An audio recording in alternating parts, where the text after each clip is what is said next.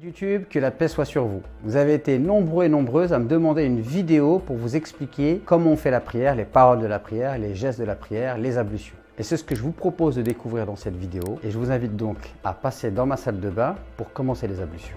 Première chose, avant les ablutions, il y a le fait d'avoir ses parties intimes propres. Et en fait, cela va se passer à chaque fois que vous allez aller aux toilettes. Donc le musulman, à chaque fois qu'il va aller aux toilettes, il va se nettoyer afin d'être sûr de préserver ses dessous propres. Puisque lorsque vous faites la prière, il faut que vous puissiez avoir des dessous propres. Vous entendez parfois parler de l'istinja, même nos anciens utilisent ce mot, donc il est possible que vos parents respectifs utilisent ce terme. Donc l'istinja, ça consiste en fait à se laver avec de l'eau. Par contre, si vous avez fait vos besoins et qu'il n'y a pas d'eau, vous pouvez utiliser du papier, comme c'est courant aujourd'hui, et il suffit simplement de s'essuyer au moins 3 fois. Et si vous avez fait ça, vous avez le minimum. Donc je vous rappelle que l'objectif derrière cela, c'est la propreté. Donc plus vous pouvez garantir votre propreté, plus je vous invite à le faire. Donc si vous pouvez utiliser des papiers et de l'eau en même temps, eh bien, il n'y a rien qui vous empêche de le faire. Et lorsque vous êtes dans la contrainte, vous savez que l'utilisation du papier est suffisante, même si ce n'est que 3 fois. Par contre, si vous avez perdu les ablutions et que vous n'êtes pas allé aux toilettes, vous n'avez pas besoin de vous laver les parties intimes lorsque vous allez refaire les ablutions,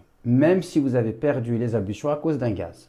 Donc maintenant, je vais vous montrer comment on fait les ablutions. Je vais vous montrer de la manière la plus simple et je ne vais pas détailler pour ne pas alourdir la vidéo. L'objectif, c'est que si vous ne savez pas faire les ablutions, eh bien vous n'avez qu'à faire comme moi et vos ablutions seront pleinement valables. Je ne vais pas faire la distinction entre les actes, tout le temps entre ce qui est obligatoire et ce qui est surérogatoire. Donc la première chose qu'on va faire, c'est qu'on va commencer par se laver les mains 3 fois, mais aussi tout au long des ablutions, on va essayer de gaspiller le moins d'eau possible parce que ça aussi c'est une sunna prophétique. L'idéal c'est d'avoir un récipient que vous pouvez avoir avec vous dans lequel vous allez mettre de l'eau. Sauf que là je vais commencer par me laver les mains et comme je vais me laver les mains, eh bien je ne vais pas utiliser de récipient. Par contre je vais faire couler le robinet tout doucement, voilà. Je vais prendre du savon, hop, hop, et c'est parti. Je me lave les mains, voilà. Je passe entre mes doigts. Vous avez vu, j'ai une alliance, donc je la déplace pour pouvoir passer à l'endroit où il y a l'alliance. Bismillah. Et voilà, mes mains sont lavées. Maintenant, je vais commencer les ablutions et je vais commencer par la bouche.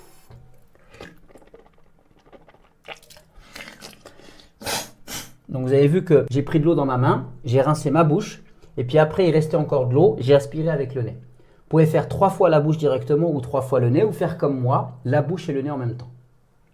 On recommence une deuxième fois.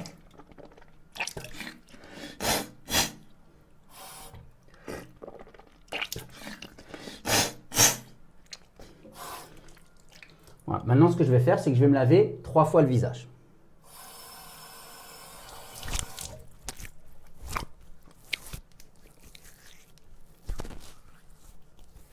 Voilà, si vous avez une barbe, bon moi elle est courte, mais c'est bien de faire en sorte que l'eau passe et de faire comme ça avec ses doigts, surtout si vous avez une longue barbe.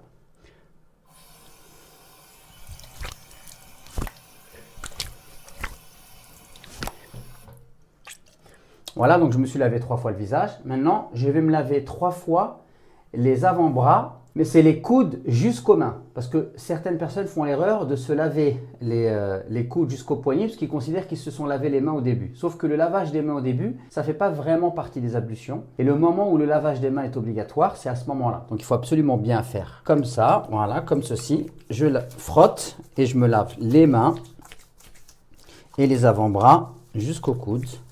Et si j'ai une alliance, je la déplace pour pouvoir passer de l'eau. Une deuxième fois. Et vous avez vu, je gaspille vraiment pas beaucoup d'eau. Hop. Le but, c'est de s'assurer qu'il y ait bien de l'eau partout. Voilà, il y a bien de l'eau partout. D'accord, tous mes avant-bras. Je fais le deuxième maintenant. Hop.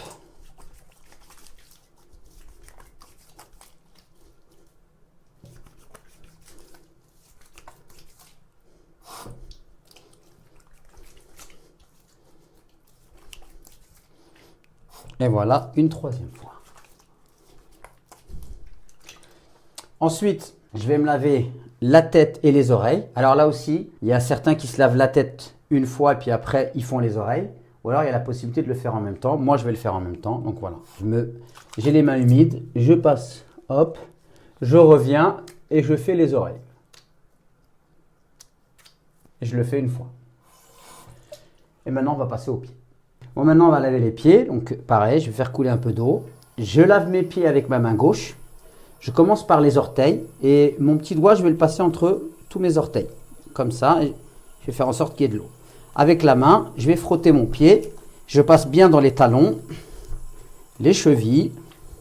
Et voilà, là pour les pieds, il n'y a pas d'histoire de une fois, deux fois, trois fois. Le but du jeu, c'est de laver tous les pieds, de faire en sorte qu'il y ait bien de l'eau qui soit passée partout.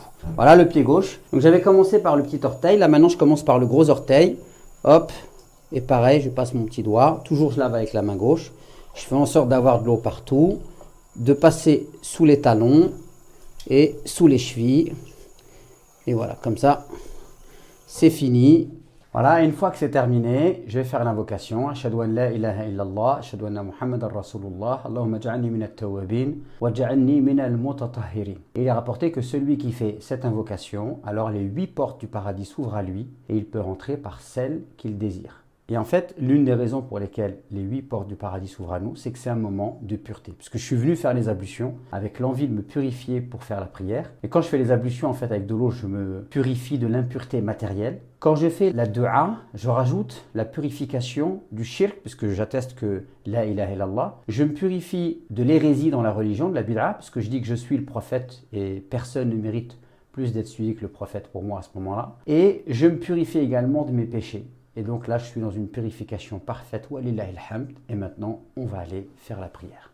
Je vous propose maintenant de commencer la prière. Alors j'ai mis un khamis, non pas parce que c'est obligé de faire la prière avec un khamis, mais parce qu'un khamis, ça permet d'être dans de bonnes conditions pour prier. Je rappelle que pour l'homme qui souhaite faire la prière, il faut que les parties qui se trouvent entre les genoux et le nombril soient couvertes, donc pas avec quelque chose de transparent et pas avec quelque chose de moulant. À partir du moment où vous avez ça, vous êtes dans la possibilité de prier. Donc là, moi, je suis dans de bonnes conditions. Bismillah, c'est parti. Pour les femmes qui souhaitent faire la prière, alors elles doivent couvrir tout leur corps, sauf le visage et les mains, voire même les pieds pour certains madhab. Donc si une femme fait la prière sans chaussettes, c'est pas la peine de se disputer avec elle dans la mesure où on sait que c'est une question divergente. Est-ce que la femme doit couvrir les pieds dans sa prière? Par exemple, si vous êtes d'obédience hanafite, alors ce n'est pas une obligation pour vous.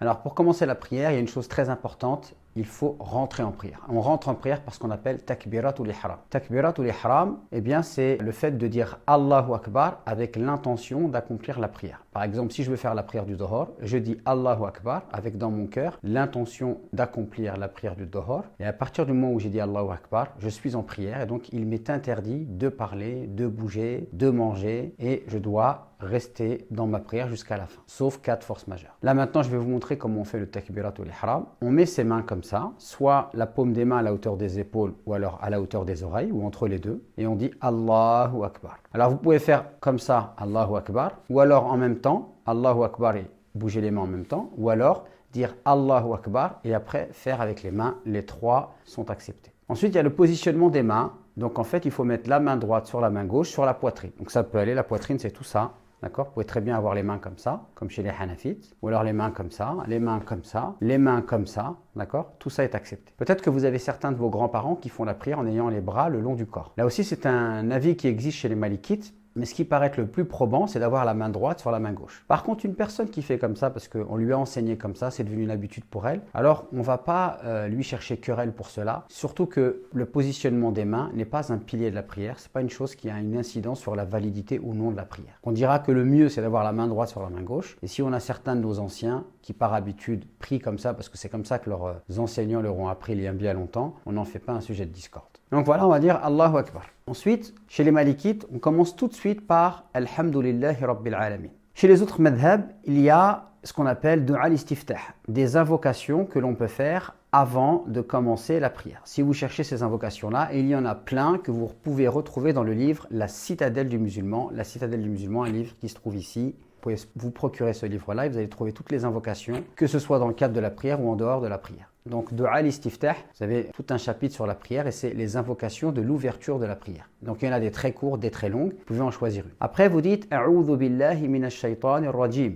Puis, Bismillahir rahmanir rahim. Et à ce moment-là, vous commencez la récitation de Surat al-Fatiha. Si vous priez la prière du matin qui est obligatoire de 2 rak'at, vous allez prier à haute voix. Si vous priez la prière du Maghrib, vous allez prier à haute voix. Et si vous allez prier la prière du Isha, vous allez prier à haute voix. Alors quand je dis que vous allez prier à haute voix, vous n'allez pas prier en élevant la voix au point que tout le monde vous entende dans votre appartement, mais vous allez réciter au point de vous entendre vous, pour ne pas déranger éventuellement une personne qui dormirait à côté de vous. Par contre, pour la prière du Dohor, la prière du Asr, alors ce sont des prières qui se prient à voix basse. à savoir qu'on ne vous entend pas, vous récitez pour vous. Et si vous priez à côté de quelqu'un, alors il est bien que cette personne-là ne puisse pas vous entendre afin que vous ne dérangiez pas cette personne. Alors, je vous rappelle que ce qui est obligatoire et ce qui représente un pilier de la prière, c'est de réciter Surat al-Fatiha dans toutes les rak'at. Par contre, ce que vous allez réciter en plus dans la première et la deuxième rak'at, ce sont des choses qui sont surérogatoires. Si par exemple, vous avez oublié de réciter une sourate après le Fatiha, cela n'annule pas votre prière. Mais il est bien de prendre l'habitude de réciter des passages du Coran que vous connaissez après la première rak'at et la deuxième rak'at dans toutes les prières. Une fois que vous avez terminé la récitation du Coran, alors ce que vous allez faire, c'est que vous allez lever les mains, vous allez dire Allahu Akbar et vous allez faire le ruku'. Le ruku' qui est l'inclinaison. Voilà, vous allez vous incliner comme ça. Alors, je me mets de profil. L'inclinaison, ce qui est bien, c'est que ça fasse un angle droit. Donc, vous devez faire un angle droit. Vous allez mettre vos mains sur vos rotules et la tête, en fait, elle est dans le prolongement du dos. C'est-à-dire que la tête, elle n'est pas comme ça. Elle n'est pas comme ça, mais elle est dans le prolongement du dos. Et normalement, là, vous deviez apprécier un angle droit. Et quand vous êtes en position inclinée, vous devez stabiliser cette position. Et le minimum, c'est de dire au moins une fois Subhan Rabbil Azim. Le mieux, c'est de le dire en nombre impair. Vous pouvez le dire donc 3 fois, 5 fois, 7 fois, 9 fois. Subhan Rabbil Azim, Subhan Rabbil Azim, Subhan Rabbil Azim. Ensuite, une fois que vous êtes dans cette position, que vous avez terminé de dire Subhan Rabbil Azim, qu'est-ce que vous allez faire? Vous allez vous relever et vous allez dire Sami'a Allahu liman hamida. Ensuite, vous pouvez lever les mains et dire Rabbana wa lakal hamd. Hamdan kathiran, tayyiban, mubarakan fi, kama yuhibbu rabbuna wa yarda. Et là aussi, il y a plein d'invocations possibles. Vous pouvez vous contenter de Rabbana wa lakal hamd. Ensuite, vous attendez d'être stabilisé dans cette posture. Et maintenant, on va aller faire le sujoud, la prosternation. Donc, je descends. Là, je vais dire Allahu Akbar. Et il y a plusieurs manières de descendre. Vous pouvez descendre en posant d'abord les genoux ou alors descendre en posant d'abord les mains. Et il y a des divergences entre les savants sur ces questions-là. Donc, peu importe l'avis que vous choisirez, il y aura toujours une divergence, mais les différents avis sont valables et acceptés. Allahu Akbar, je vais descendre en sujoud. Donc là, moi, j'ai mis les mains avant et je pose ma tête. Alors, pour faire un sujoud, qu'est-ce qu'on fait? On met les mains en direction de la qibla. On touche le sol avec le front et le nez, d'accord? Et les pieds, vous allez voir que mes orteils sont en direction de la qibla et mes talons se touchent. Voilà. Vous avez vu, mes talons se touchent. Et mes doigts de pied sont en direction de la qibla. Les erreurs à éviter, c'est de faire en sorte que vos coudes touchent par terre, d'être comme ça, puisqu'on dit que c'est la position du chien. Et le mieux, c'est donc de lever les coudes. Alors, quand vous priez en groupe, vous ne pouvez peut-être pas les écarter parce que vous gênez vos voisins. Mais quand vous priez seul, c'est bien d'écarter les coudes comme ça. Les mains, soit à la hauteur des oreilles ou à la hauteur des épaules. Je vous rappelle que l'invocation à dire lorsque vous êtes en sujoud, c'est Subhan Rabbil A'la. Et de le dire une fois, 3 fois, 5 fois, 7 fois, 9 fois. Je vous rappelle également que lorsque vous êtes en sujoud, c'est le moment où vous êtes le plus proche de Dieu. Donc, comme nous dit le prophète, augmentez les invocations. Faites des invocations aussi pour vous. Demandez à Allah de vous préserver de l'enfer, de vous pardonner vos péchés et de vous introduire au paradis. Une fois que vous êtes en sujoud, bien, vous allez revenir du sujoud et là, vous allez vous mettre dans une position assise. Al-jalsa bayna sajdatayn, c'est-à-dire l'assise entre les deux prosternations. Alors, le mieux là, c'est d'avoir les avant-bras qui sont sur les cuisses, les mains sur les genoux. Et vous pouvez dire soit 3 fois Rabbi ighfirli, Rabbi ighfirli, Rabbi ighfirli, ou alors Rabbi ighfirli, warhamni, warzuqni, wahdini, wajburni, warhamni. Ensuite, une nouvelle fois, vous allez faire donc la deuxième prosternation, Allahu Akbar. Et comme tout à l'heure, vous allez poser le front, le nez, les deux mains en direction de la qibla et vous allez serrer vos talons et mettre vos orteils en direction de la qibla. Et là encore, vous allez faire les invocations. Et ensuite, donc, vous allez revenir du sujoud. Pour revenir du sujoud, comment vous allez faire? Vous allez dire Allahu Akbar et vous allez remonter directement en position haute. Et donc, vous allez pouvoir commencer votre deuxième rakat. Donc, la deuxième unité de prière, vous allez refaire exactement la même chose. Par contre, quand vous serez en sujoud, lorsque vous allez vous relever de la deuxième prosternation dans la deuxième unité de prière, la deuxième rakat, vous allez vous relever et vous allez faire donc le tashahhud. Le tashahhud, c'est lorsqu'on est assis, soit à la fin de la prière, soit dans la deuxième rakat, et qu'on est en train de faire donc des mouvements du doigt. Donc voilà comment vous placez votre doigt, vous courbez ce doigt et vous récitez l'invocation qui commence par Tahiyyatu lillah, d'accord, que vous pouvez trouver dans la citadelle du musulman. Et vous récitez cette invocation. Et à la fin, ce que vous allez faire, vous allez dire Allahu Akbar, soit en levant les mains ici quand vous êtes assis, ou alors lorsque vous vous relevez, Allahu Akbar, vous arrivez en haut, et là vous rentrez dans votre troisième rakat.